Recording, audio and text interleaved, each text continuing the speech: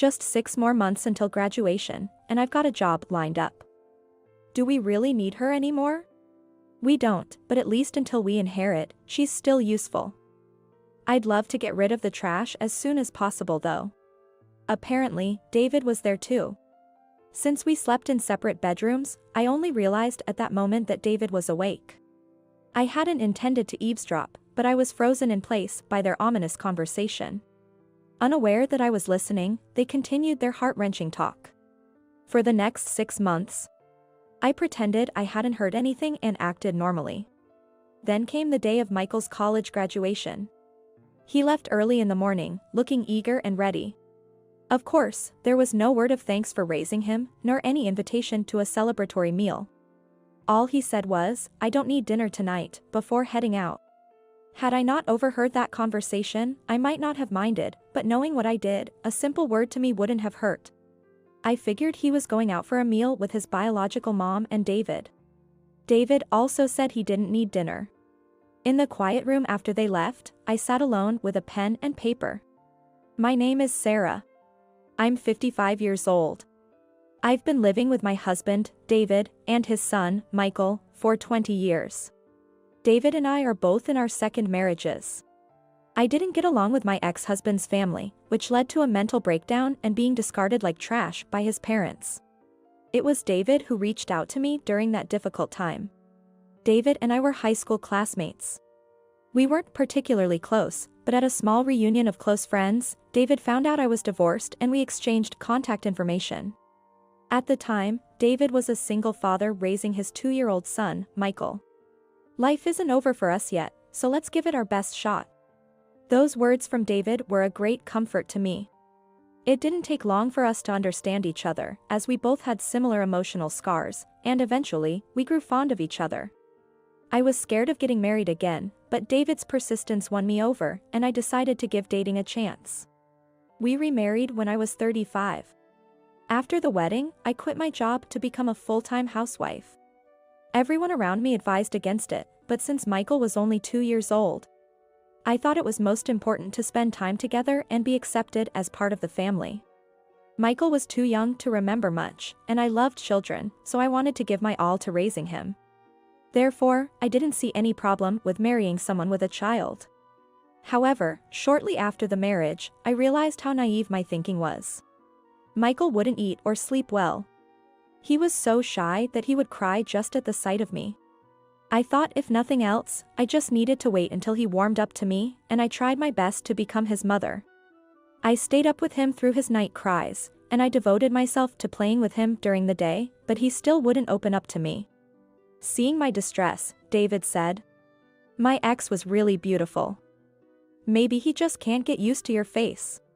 It was a thoughtless comment, but it hurt me deeply as a woman, wife, and mother. David continued to compare me to his ex-wife at every turn. "What kind of soup broth are you using? My ex made better soup." One more unnecessary comment as he drank his soup. "My ex was terrible at parenting. At least be better at that than her." He'd make it seem like he was putting down his ex, but he was really belittling me.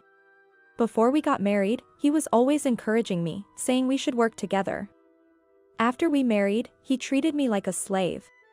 Despite my efforts, Michael never warmed up to me, and David's words were harsh. Many times, within the first year of our marriage, the thought of divorce crossed my mind. But I didn't want to be ridiculed by those around me with, "I told you so." I kept encouraging myself with the saying, "Never give up," and carried on with household chores and childcare. Michael never truly warmed up to me. He stopped crying at the sight of me but never smiled at me or called me mom. David and his family, and even strangers received his affections, but for some reason, I seemed to be disliked. Despite this, I slowly grew to love Michael. I was happy to see him grow. "Don't come, Mom." When he started kindergarten, he reluctantly called me to Mom, but if I attended any events there, he would glare at me and send me away. Even when I consulted with Mr. Smith, his teacher, he said, "He's just being clingy," and offered no solutions. While I was happy to see Michael grow, our strained relationship troubled me. "You'll get used to it eventually." David dismissed my concerns, not really addressing them. One day, I asked Michael. Michael, I love you so much. What can I do for you to love me back? Michael looked surprised by my question. I sensed something was off, but I waited for him to speak. He opened his small mouth and said, Mom, do you really love me? Of course I do.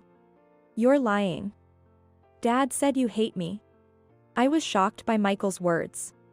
David said that? What was going on? What do you mean? Did Dad say I hate you? Yes. I'm not stupid. You're a fake mom. You made my real mom leave. Michael stormed out of the living room. I was devastated. I had nothing to do with David's divorce from Michael's mother. Yet David blamed it all on me. Even as Michael grew older and still wouldn't open up to me, still calling me a fake mom, it was all because of David. That night, I confronted David. Michael called me a fake mom. I don't think he would know those words unless someone told him. No one else would say such things to him but you. But David responded unapologetically. I did say that, but it's not wrong, is it? Don't blame me for not being liked. I was too upset to say anything back. I still don't understand why David would say such things. Ultimately, my relationship with Michael never improved, and I grew more distant from David. But time waits for no one, especially a growing child. When we were preparing for Michael to start elementary school. Is this backpack okay? David pointed to an expensive, high-end backpack. I was taken aback by the price. It's nice, but isn't it a bit too expensive? Why don't you ask your parents to buy it as a gift? Huh? I tilted my head, not quite grasping what David meant. Your family is wealthy. They should be able to afford a gift for their grandchild's school entrance. David said this without noticing my bewilderment. Indeed, my family was financially well off. We owned real estate, and my grandfather had once been listed among the wealthy. It wasn't surprising that David, who went to the same high school as me, knew this before we got married. And it's not unusual for grandparents to buy such gifts. However, Michael and I are not blood related. In fact, Michael didn't even like me, so I had never taken him to my parents' house. For New Year's greetings, David would say, Michael and I don't need to go. We're not blood related to your parents. You can go alone. Using blood ties as a reason to refuse any interaction with my parents. Yet now he wanted them to buy an expensive backpack? There was no way I could ask for that. My parents had no attachment to Michael. I think that's a bit difficult. I declined David's suggestion with a strained smile. But David frowned. Why not? Just ask them. If they refuse, then it is what it is, and I'll reconsider our relationship with them. His condescending tone annoyed me. I held back the urge to ask, what do you mean by, it is what it is? Of course, I couldn't burden my parents like that. I secretly bought the backpack with money I had saved from before my marriage, planning to pass it off as a gift from my parents. However, my parents unexpectedly offered to buy the backpack. Where I grew up, it was common for the maternal grandparents to give such gifts. If Michael's biological mother's family or David's family planned to give him one, I wouldn't want to overstep, but you're his mother, Sarah, so. My mother's words warmed my heart. There was someone who recognized me as Michael's mother. When I felt like giving up, my mother was always on my side. Thank you. It doesn't need to be expensive. Just choose one that Michael will find easy to use. I thanked her, my voice choked with emotion. And soon after, a brand new, plain black backpack arrived. Michael's eyes lit up as he eagerly tried it on. However, David frowned at Michael's delight. What's this? It's too plain. But the store said this style is popular. It's lightweight and durable. Since Michael is small, a heavy one wouldn't suit him. I don't care about the weight. It lacks a high-end feel. David continued to criticize the backpack we had been so grateful to receive. Michael, who had been so happy, quietly put the backpack down after hearing David's words. After that, he never looked at it again. A similar situation occurred when Michael entered middle school. Luxury brand sports bags and shoes for school. He begged my parents for them as a celebration gift. By then, Michael, who had been influenced by David, started mocking me on his own. "Good thing you married Dad just because your family is rich," he'd sneer. Surely, David must have been feeding those ideas to Michael. I had turned a blind eye to it, but by this point, I clearly understood. David married me for my family's money and to secure someone to take care of Michael. Yeah. Stop saying silly things and get to your studies. By now, I had given up on being liked by Michael. Even if he called me a fake, I felt it was my duty to raise him as his mother. If I left and divorced David, he would be left alone with Michael. It would be tough for Michael. Being his mother might not have made him happy, but my feelings of affection for him were genuine. That's why I wanted to ensure he didn't struggle. Michael eventually graduated high school and entered college. When it came time for college, David suggested we ask my parents for financial help. "Your parents should pay for their grandchild's tuition. The money will eventually be yours, so it's better spent on Michael now." But asking my parents for such a large sum was out of the question. This wasn't like asking for a backpack or a sports bag. I knew David would make snide remarks if my parents didn't help. So, I used the alimony I had received from my first divorce to cover the tuition. I had other plans for that money, but I used it for Michael's education, pretending it was from my parents. Thanks to that, Michael was able to attend college for 4 years. He got a job offer, and graduation was just around the corner. Even though we hadn't built a good relationship, I felt like I had fulfilled my role by seeing him grow up. One night, I woke up and got up to go to the bathroom. I noticed a light on in the kitchen. I figured Michael had come home from drinking and went to check on him. I heard voices as I approached the kitchen. Just 6 more months until graduation, and I've got a job lined up. Do we really need her anymore? We don't, but at least until we inherit, she's still useful. I'd love to get rid of the trash as soon as possible though. Apparently, David was there too. Since we slept in separate bedrooms, I only realized at that moment that David was awake. I hadn't intended to eavesdrop, but I was frozen in place by their ominous conversation. "Trash, huh?" Michael repeated David's words and laughed. "Yeah. After graduation, let's go out for a family dinner. I'll treat with my part-time job money." I lifted my head at that comment. But then, I was thrown back into despair. Actually, I invited Mom to the graduation ceremony. She used to come to school events when I was in elementary school. But I haven't invited her recently. I thought she should be there for the last one. Oh, really? You're a good son. I'm looking forward to our family time. It was a casual conversation about inviting his biological mother to dinner. There was nothing wrong with it, and I didn't raise Michael expecting anything in return. But I had been rejected from attending every school event and milestone since kindergarten. Even when I expressed a desire to attend his college graduation, I was told, parents don't attend college graduations, so I gave up. But to think that he had been inviting his real mother since elementary school. She didn't raise him or pay for his education, just gave birth to him, yet she was getting all the credit. David must have facilitated their communication, but he never considered my feelings. Even though I tried to accept it, Michael's words about preferring his real mother over me cut deeply. Well, I do appreciate Sarah, but she's not family. When I was divorced, I wondered how I would raise you up. But having a housekeeper like her was helpful. Yeah, her cleaning and laundry were good, but I wish her cooking was better. The lunches were terrible.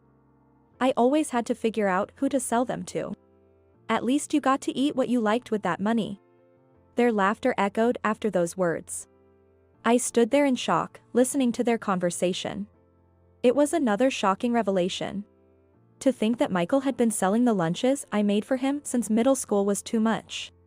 It was disrespectful to those who bought them and trampled on my feelings, as I made them with him in mind. I forced my numb legs to move and quietly left there. Listening to them ridicule me further would have broken my heart. 20 years of marriage. I had been raising Michael since he was 2 years old. Yet, he never once acknowledged me as family. I crawled into bed and cried. Then, I made a decision I had been contemplating for a long time.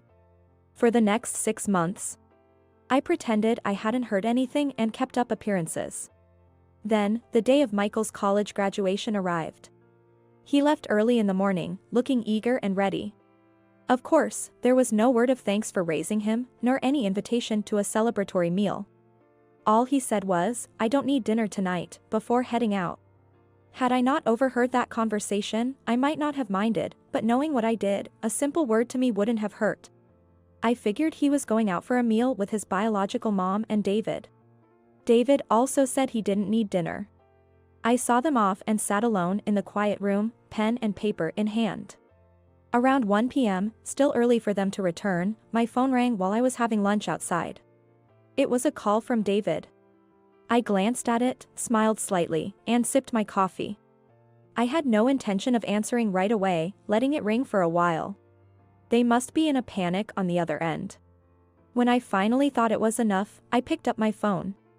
"Hello? Sarah, where are you? What's with that note?" As expected, David was in a panic. Seeing the note meant he had returned home. "If I told you where I am, it wouldn't be a runaway. Everything's in the note." When I said that to David, he kept saying, but, well, unable to form a coherent sentence. Since the conversation was going nowhere, I sighed deeply. That's how it is. Once you've signed the divorce petition, file them. At that, David seemed to regain his composure, his voice growing firmer. I had left a note and the divorce petition behind. I won't accept a divorce. And what's this about unpaid tuition? That made me smile again. Clearly, the unpaid tuition worried him more than the divorce. "Oh. Aren't you supposed to be at work? How do you know about that?" David faltered. He had likely attended the graduation ceremony with Michael's biological mother.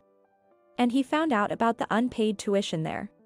Anyway, they said he can't graduate unless the outstanding tuition is paid by the end of the month. Tell your parents to transfer the money immediately. Why should I? Why should a mere housekeeper go to such lengths? My tone grew stronger, reflecting my true feelings. I'm a housekeeper, right? You've been brainwashing Michael to hate me since he was little. That's not true. He did warm up to you, and he called you a mom, didn't he? Don't lie. You made him call me that for appearance's sake. David fell silent. Anyway, I've already paid for 3.5 years of tuition. If you want him to graduate, you should at least pay for the last semester. With that, I hung up the phone. A few days after overhearing David and Michael mocking me, a tuition bill arrived in the mail. But after being called a mere housekeeper and used for my money, I couldn't bring myself to pay it. The university contacted me several times. According to their policy, if the tuition wasn't paid, Michael could attend the graduation ceremony as a prospective graduate. But if the payment wasn't made by the day of the ceremony, he would be expelled. In other words, the tuition of around $6,000 had to be paid that day. After I hung up on David, Michael called me. "Hey, you old hag. What's this about unpaid tuition? Why haven't you paid it?" Apparently, he wasn't with David at that moment. Otherwise, he wouldn't be speaking so confrontationally. Ask your father for the details. I don't plan to have anything more to do with both of you. Huh? What are you talking about? Goodbye, take care. Wait, hold on. I ended the call, cutting off Michael's words. From the day I heard that conversation, I had decided to leave them. I disappeared from their lives after that. My phone kept ringing all day. If they had time to call me constantly, they could have just paid the tuition. The next day, I changed my phone and number. 3 months later, I had to visit the city office for some paperwork and noticed that the divorce petition hadn't been filed yet. What had they been doing for 3 months? Feeling frustrated, I reluctantly returned to the house. The key still worked, so I let myself in, only to be greeted by a foul smell. Gross. What's that smell? It was the smell of rotting food. As I stepped into the living room, I saw the source. Lunchbox trash and instant noodle containers were scattered everywhere. The sink was full of dirty dishes. There were socks that looked like they'd been left for ages and piles of laundry, clean or dirty, I couldn't tell. In just 3 months, the house had turned into a garbage dump. It was expected, in a way. A house lived in by 2 men who did no housework. It was never going to stay clean. Still, I had hoped they would at least keep it somewhat tidy. Sarah. You came back. I heard someone calling my name. I shudder involuntarily. I turned to see David with a scruffy beard. What about work? I asked, and David reluctantly began to speak. Well, I got fired. What? Fired. I got caught taking money from the company's safe to pay for Michael's tuition. His words stunned me. You embezzled? For just $6,000. It's not embezzlement. They said they'd let me off if I returned the money. And we don't need to pay tuition anymore. So stop being stubborn and come back. Are you insane? I shouted at the top of my lungs. I always knew David was a foolish man, but this was beyond anything I could imagine. I already told you in the note that I'm cutting ties with both of you. But without you, I can't survive. Besides, it's your fault for not paying the tuition in the first place. I sighed deeply once again at David's defiant attitude. Please, come back. I love you. David was now begging and crying. He was saying words he had never said to me before. At this point, those false words of love meant nothing. You've always relied on others. Why don't you try to handle things on your own for once? I said with a half smile. The house was filthy, and so was David. A rustling sound drew my attention to an empty instant noodle container where a cockroach was poking its head out. In this state, Michael will probably leave too. At this rate, your only family will be the cockroaches. I laughed as I said this. David had no response, just hanging his head. Eventually, the divorce petition was submitted. 3 years passed in my new life. I finally felt like I had found happiness when I received some tragic news. My mother had passed away. At the funeral, as I sat quietly, 2 shadows approached me. I slowly lifted my head. Long time no see. You look better than I expected. It was David and Michael. David and I had many mutual acquaintances.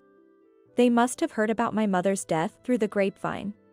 Despite everything, Michael had received a lot of help from my mother but never showed any gratitude.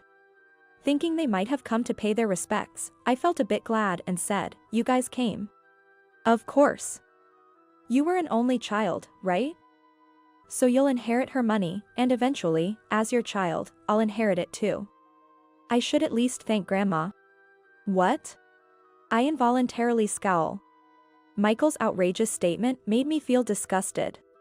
"What are you talking about? You have no right to any inheritance.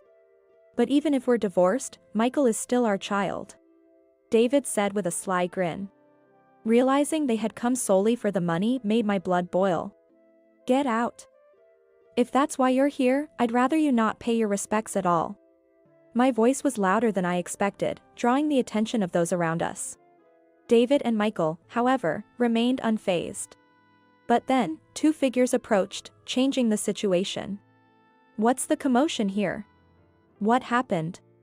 A man and a woman came to my side. Seeing them, David and Michael turned pale. "Ah. It's my ex-husband and his daughter."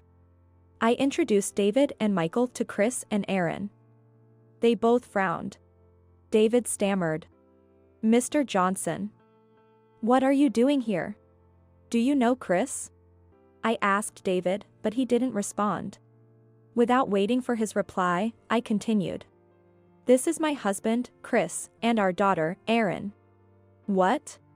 David and Michael looked up. They looked at me with a surprised expression. "Thank you for looking after my wife. You're David from the General Affairs Department, right?" "Yes." "Wait, what? David, you work at Chris's company?" I asked Chris, and he nodded yes. David's eyes darted around, looking panicked. "I'm not the one to mix business with personal matters, but if you keep hurting Sarah, I won't tolerate it." "That's not my intention," David mumbled. Michael remained silent, shrinking in on himself. Aaron spoke up. I heard something about inheritance just now, Michael. You have no right to inherit. Her tone suggested she knew Michael. So, you're the stepson my mom mentioned. Aaron laughed. Michael, who had always looked down on me with arrogance, seemed to shrink even further. I looked at Aaron curiously, and she explained. My mom has a biological daughter, which is me. So why would a stepson like you inherit anything? A biological daughter. Yes. I'm not a stepchild, I'm her real daughter. Did you think you were the only one and that you were special? Michael turned bright red. He had never considered that I might have a biological child. The truth is, Chris is my first husband. We had Aaron together, but I wasn't liked by Chris's parents. They took Aaron away from me. His parents' habit of saying was, consider that you have no child. I wasn't allowed to raise up Aaron. Chris always defended me, but his family ran a long-established company. He couldn't defy his father. I fell ill and reluctantly divorced him. Later, I heard that Chris raised up Aaron with great care. Despite the negative things her grandparents told her about me, thanks to Chris. Aaron grew up to be a kind-hearted person who sent me a letter once a year. I didn't have direct contact with Chris and Aaron during my marriage to David. However, Chris would bring Aaron to meet my parents, saying, she's still their granddaughter. So, I often heard about Aaron from my mother. I was always curious about Aaron, but I couldn't say I wanted to meet her while married. I poured all my love into raising Michael, but it felt more like a matter of perseverance than affection. After my divorce, Chris reached out. He had heard about my divorce from my mother. Chris never remarried and seemed to have always cared about me. By now, his parents, who had driven me away, had passed away. With his work stable, he proposed we remarry. I told David and Michael about my life after the divorce. So, Aaron is me and Chris's daughter. No way. David turned pale. Never did they imagine that the woman they used as a housekeeper was someone's cherished person. Did you ask me out because I'm the daughter of the president? Aaron asked Michael sharply. No, that's not it. But didn't David marry my mom just for my grandmother's money? I can't date someone like that. Michael looked devastated, hanging his head and wiping away tears. Apparently, Michael had asked Aaron out, though I didn't know how they met. Had Michael not been brainwashed by David, it might have been a happy relationship between the child I bore and the child I raised up. Unfortunately, Michael had become just like David. Indeed, dating someone like Michael would be troublesome. I couldn't help but agreed. My parenting was to blame. I'm sorry, Aaron. You deserve someone better. Michael, please stay away from Aaron and the money. Michael glared at me for a moment but had nothing to say in return. He was a victim of David, too, but he was an adult now. Without acknowledging his and his father's wrongdoings, he wouldn't find happiness. So, please leave. This is a place for family, and you don't belong here. Chris said, ushering them out.